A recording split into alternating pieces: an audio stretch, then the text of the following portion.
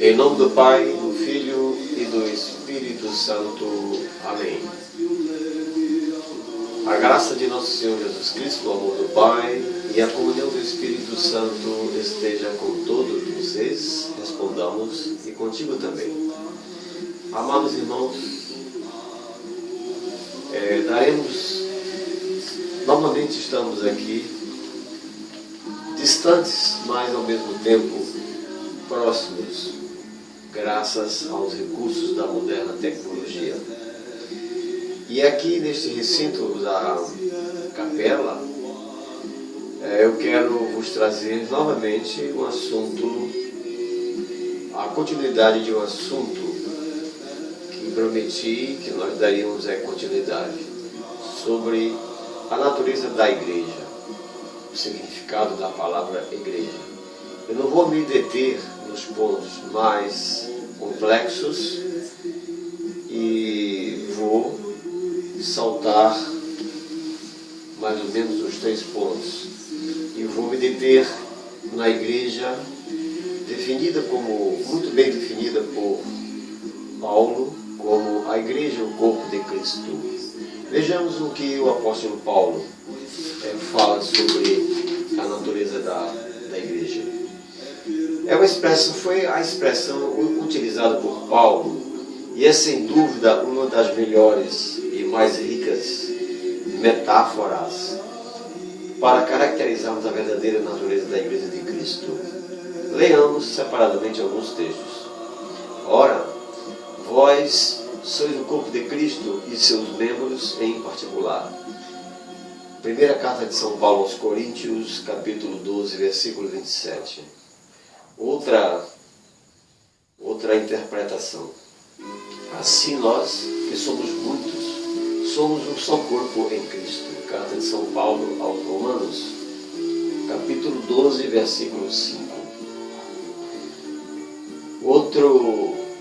Outra expressão. Querendo o aperfeiçoamento dos santos para a obra do ministério, para a edificação do corpo de Cristo. Carta de São Paulo aos Efésios, capítulo 4, versículo 12. Regozijo-me, alegro-me, agora que padeço por vós, e na minha carne cumpro o resto das aflições de Cristo pelo seu corpo, que é a igreja. Carta aos Colossenses, capítulo 1, versículo 24. Então, sobre a igreja de Cristo, sobre a igreja, seu corpo de Cristo, podemos extrair várias e maravilhosas ilações, deduções, conceitos. Dentre eles, nós vamos destacar um muito importante. Cristo como a cabeça da igreja. É o princípio da autoridade, é o princípio da liderança. Pois sabemos nós que o homem, ele não vive isoladamente. O homem vive em sociedade, iniciando com a sociedade nuclear, a família, cujas famílias irão compor uma família maior, é conhecida como a sociedade. Pois bem, em todas essas instâncias, em todas essas situações, é necessário o governo, a liderança. Não pode ser diferente, porque senão o homem, o grupo, tenderia para o caos. Então, Jesus Cristo é o corpo, é a autoridade e é a liderança sobre este corpo. E que só pode ser comprovada se realmente Cristo fosse a parte mais importante desse corpo, no caso, a cabeça. E é exatamente isso o que a Bíblia afirma na carta de São Paulo aos Colossenses, capítulo 1, versículo 18. E ele é a cabeça do corpo da igreja, é o princípio e o primogênito, ou seja, o primeiro dentre os mortos, para que em tudo tenha a preeminência. Ou seja, em tudo Deus, em tudo Jesus Cristo é glorificado. A Ele toda a honra e toda a glória da apóstolo enfatizar fortemente a preeminência. Jesus Cristo é a cabeça do corpo, a igreja. Nós, os crentes, os que creem, vamos aqui fazer uma pequena diferença, uma pequena explicação. Geralmente, quando nós empregamos a palavra crente, nós temos uma tendência a imaginar que são somente os evangélicos ou os protestantes, como eram chamados antigamente. Não, crentes são todos aqueles que creem nos ditames, nas regras, nos fundamentos ensinados pela igreja. Por isso que na missa nós rezamos o creio em Deus Pai, logo após a leitura do Evangelho e a homilia. Em seguida toda a igreja fica em pé e nós fazemos a nossa profissão de fé pública.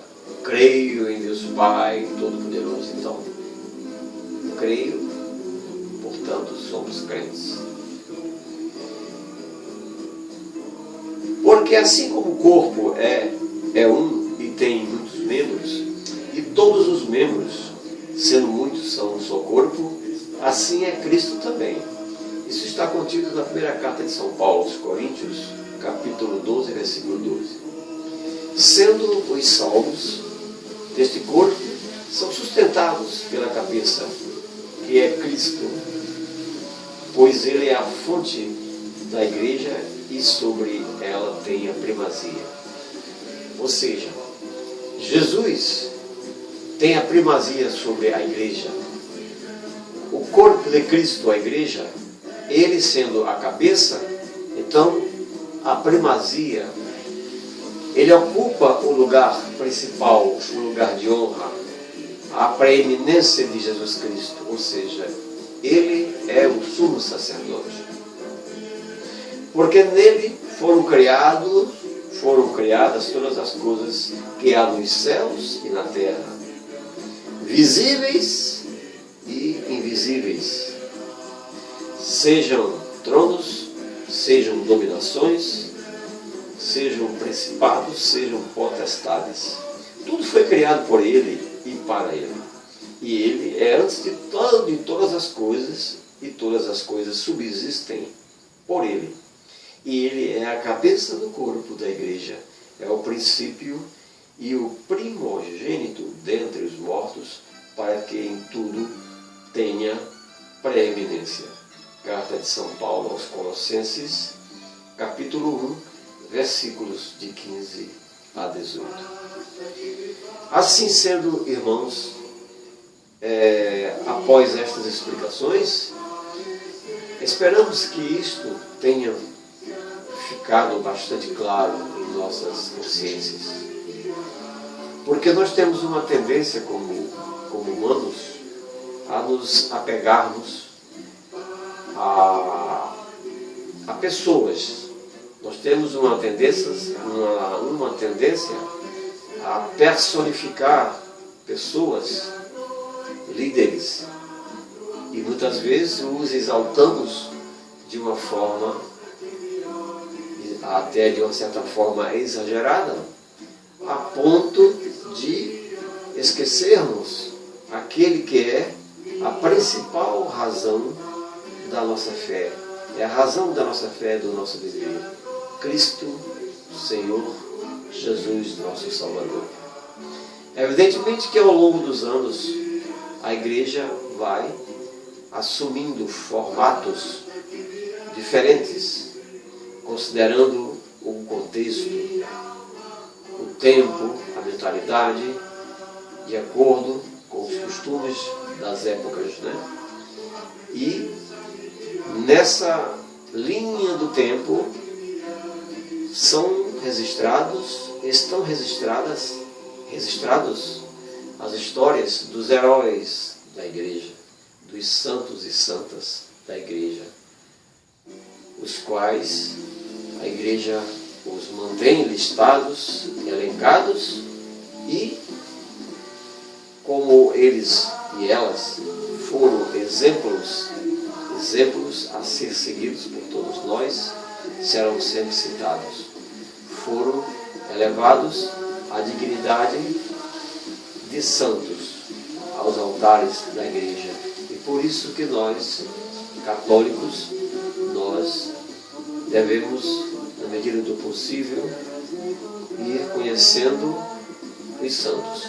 Por exemplo, hoje, dia 28 de agosto, uma sexta-feira, a igreja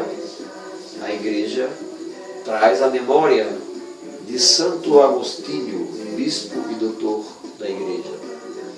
Eu extraí de uma fonte de pesquisa na internet, mercaba.org Santoral, www.mercaba.org/Santoral. Retirei apenas 2 parágrafos ou 3 parágrafos, onde assim está expresso: Santo Agostinho ocupa um lugar de destaque não só na história da igreja, mas também no pensamento humano. Suas muitas obras sobre as mais diversas questões retêm perpetuidade imperecível, ou seja, que não perece, que não morre, não desaparece. Seu gênio tocou os picos mais altos.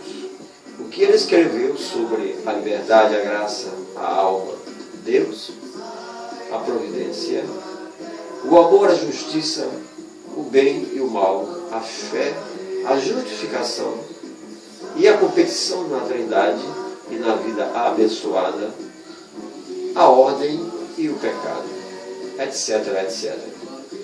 Tem vindo a constituir a doutrina e fundação da razão. Sua linguagem apaixonada e quente, expressiva e pessoal, seduz, convence e se volta.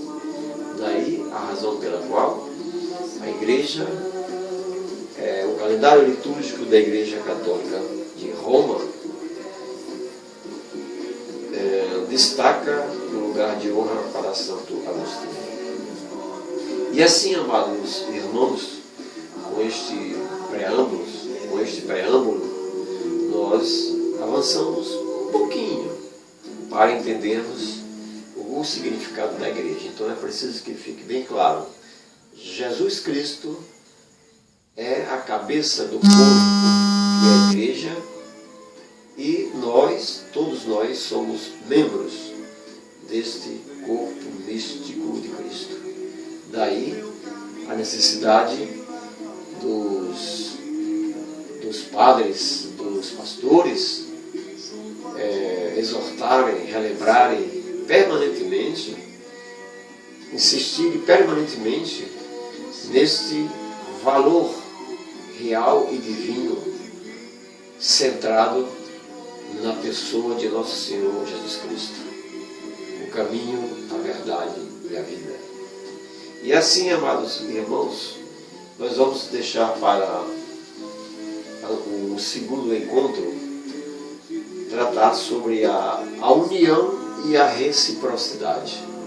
Um ponto importantíssimo, mas por questão de tempo, gravação, existe essa questão do tamanho do vídeo, né? Então eu não posso me alongar muito. Mas depois nós falaremos sobre a união e a reciprocidade que deve existir dentro da igreja. Vou antecipar um ponto, vamos dizer, a interpretação da ênfase que é dada à palavra união. União nos dá a ideia de entrelaçamento, unidos na fé, unidos na tristeza, unidos na alegria, né? Unidos em um propósito firme de servir a igreja de nosso Senhor Jesus Cristo. Unidos nos despindo das vaidades, das fogueiras da vaidade humana, que são passageiras, para nos fixarmos, para nos ligarmos definitivamente ao Salvador Jesus Cristo, o sumo sacerdote. E como o texto da leitura de hoje, vamos ler o Evangelho, o capítulo 25, versículo de 1 a 13 do Evangelho segundo Mateus.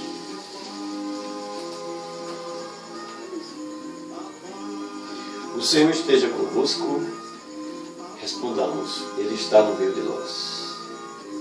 Evangelho de nosso Senhor Jesus Cristo, segundo Mateus, respondamos, glória a vós, Senhor.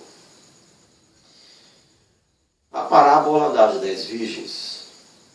Então o reino dos céus será semelhante a 10 virgens que, tomando as suas lâmpadas, saíram ao encontro do esposo.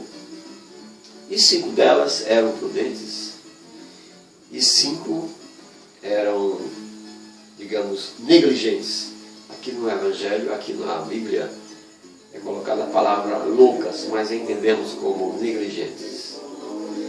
As negligentes, tornando as suas lâmpadas, não levavam, tomando as suas lâmpadas, não levaram azeite consigo. Mas as prudentes levaram azeite em suas vasilhas, com as suas lâmpadas. E tardando o esposo, tosquenejaram todas e adormeceram. Mas à meia-noite ouviu-se um clamor. Aí veio o esposo, sai-lhe ao encontro. Então todas aquelas virgens se levantaram e prepararam as suas lâmpadas. E as negligentes disseram às prudentes: dai-nos do vosso azeite, porque as nossas lâmpadas se apagam. Mas as prudentes responderam e, dizendo: não seja caso que vos falte a nós e a vós. Ide antes aos que o vendem e comprai-o para vós. Tendo elas ido comprá-lo, chegou o esposo, e as que estavam preparadas entraram com ele para as bodas, e fechou-se a porta. E depois chegaram também as outras virgens, dizendo: Senhor, Senhor, abre-nos. E ele, respondendo, disse: em verdade vos digo que vos não conheço. Vigiai, pois, porque não sabeis o dia nem a hora em que o Filho do Homem há de vir. Palavras da salvação, glória a vós, Senhor. Portanto, amados irmãos, o versículo 13 é uma advertência muito forte. Vigiai, pois, porque não sabeis o dia nem a hora em que o Filho do Homem há de vir. Amados, todos nós viventes nascemos, crescemos, nos fortalecemos, nos transformamos na medida em que o tempo passa e passou, de crianças, de lactentes, de bebês, nos tornamos infantis, depois adolescentes, adultos e finalmente atingimos a idade provecta, ou seja, a idade da velhice. Então há de se esperar de que a todos que já atingiram a idade do entendimento, da razão, do discernimento, estejam mais atentos às palavras do Mestre e Senhor Jesus, para que estejamos copiando, estejamos nos conduzindo semelhantemente às 5 virgens prudentes e não imitando as 5 virgens negligentes, que por não serem cuidadosas, não deixaram que faltasse o azeite em suas lâmpadas. E o significado dessa expressão lâmpadas é o que é todo contido nas Sagradas Escrituras, desde o Antigo Testamento ao Novo Testamento. Então, a Bíblia é a lâmpada que ilumina o nosso caminho. Portanto, amados irmãos, nem sempre nós damos a devida importância, a devida atenção ao que diz a palavra de Deus. Somos, no transcorrer de nossas vidas, em grande parte, ocupados sobremodo, demasiadamente.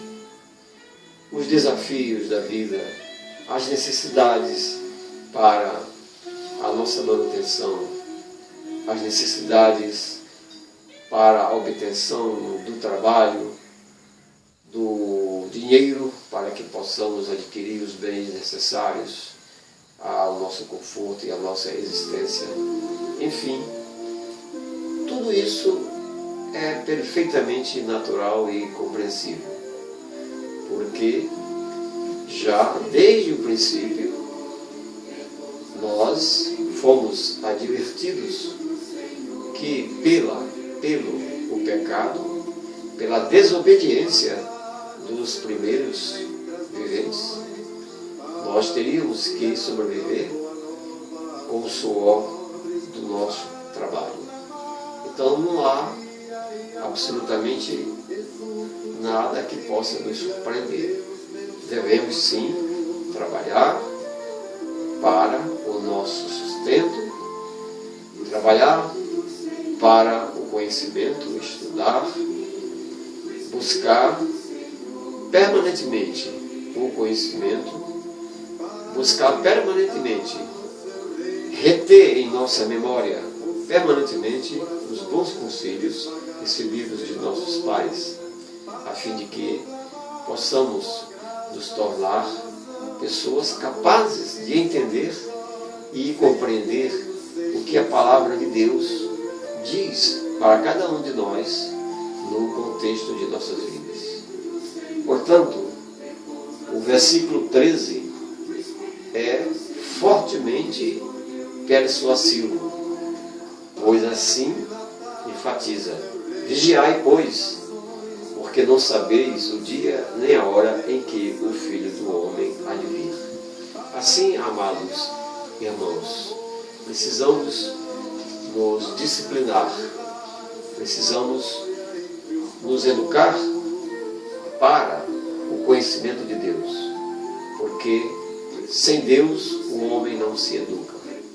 Então, manter a nossa união, frequentar os dias da missa, comparecer à igreja, por sinal, assistir missa aos domingos, guardar os domingos e os dias santificados, é um dos mandamentos da igreja. E nós católicos devemos fazer um esforço para nos mantermos nessa linha de comportamento. É bem verdade que, devido à complexidade da modernização, a necessidade por força de profissão, existem pessoas que não podem realmente assistir à missa no domingo presencialmente. Uns porque precisam dar um plantão, como por exemplo uma enfermeira, um enfermeiro, um soldado, um militar que tem que se dirigir ao seu quartel para prestar o seu serviço no domingo. Mas, assim mesmo, nada impede de que nós, como fiéis e crentes aos ensinamentos do Pai, nos detemos e nos interessemos pela a palavra de Deus. E é exatamente isso que nós estamos fazendo agora. Embora distantes, nós estamos em espírito bem próximos, orando e vigiando para que não sejamos surpreendidos, para que não falte aquele azeite, aquele combustível da nossa fé, o alimento da nossa fé, para que possamos dessa forma, no dia do nosso encontro, da nossa Páscoa, da nossa passagem para a vida eterna, podermos ter a felicidade da visão beatífica do Pai Celeste. Assim, amados irmãos, eu os exorto a fim de que não sejamos, deixemos assim um pouco, não permitamos que outras atrações, outros afazeres atrapalhem o dia da missa, o dia em que nós devemos estar presentes na casa de Deus, no templo, na capela, ou na catedral, ou na igreja, não importa. Devemos comparecer para cumprir, então, a nossa obrigação de fiéis subordinados ao grande Mestre, ao Senhor Jesus, que quer o nosso bem. Jesus que nos ama, Jesus que nos ama, que nos dedica um amor sem medida. Assim sendo, amados irmãos, nós temos a obrigação e o dever de corresponder àquele que é a origem da vida, aquele que foi o prometido, aquele que foi anunciado, e a promessa, as profecias se cumpriram exatamente na pessoa do Rabi de Nazaré, aquele menino, e depois Jesus, homem, cumprindo a missão que o Pai Celeste confiou a nosso Senhor Jesus Cristo. Assim, amado irmão, com estas palavras, nós encerramos o Evangelho. Louvado seja o nome de nosso Senhor Jesus Cristo. Digamos todos, para sempre seja louvado. Rezemos então o creio em Deus Pai. Creio em Deus Pai, Todo-Poderoso, Criador do céu e da terra, e em Jesus Cristo, Jesus Cristo, nosso Senhor, que foi concebido pelo poder do Espírito Santo, nasceu da Virgem Maria, padeceu sob Pôncio Pilatos, foi crucificado, morto e sepultado, desceu à mansão dos mortos, ressuscitou ao terceiro dia, de onde há de vir a julgar os vivos e os mortos. Nesse momento, o sacerdote vai comungar, e vocês comungarão espiritualmente com o sacerdote neste momento.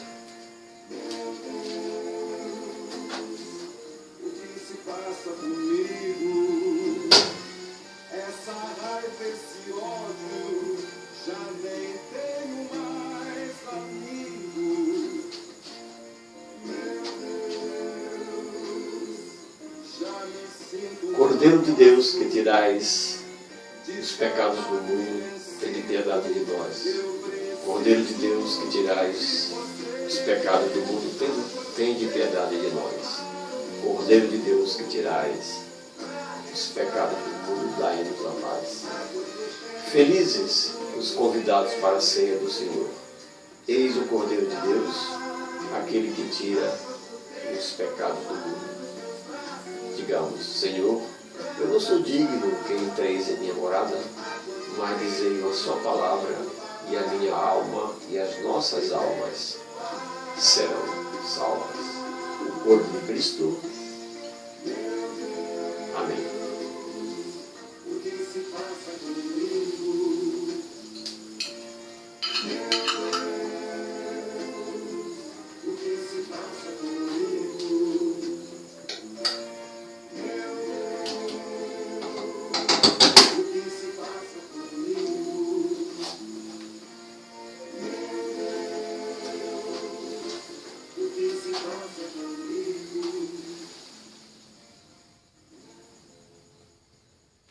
Cada um faz o seu agradecimento,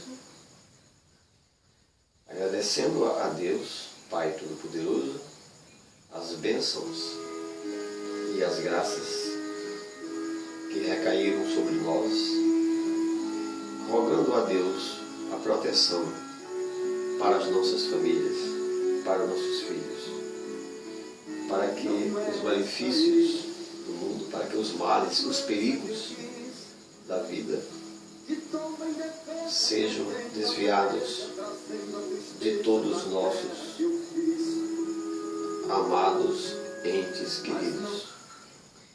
E também essa comunhão nós fazemos lembrando os nossos entes queridos que já partiram para a eternidade.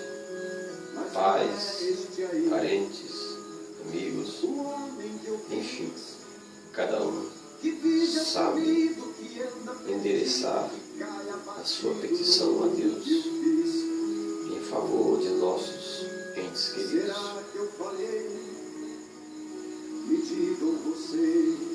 Em nome do Pai, do Filho e do Espírito Santo, a bênção final.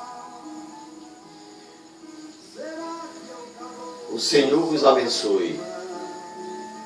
Pai, em nome do Pai, do Filho e do Espírito Santo. Vamos em paz e o Senhor vos acompanhe.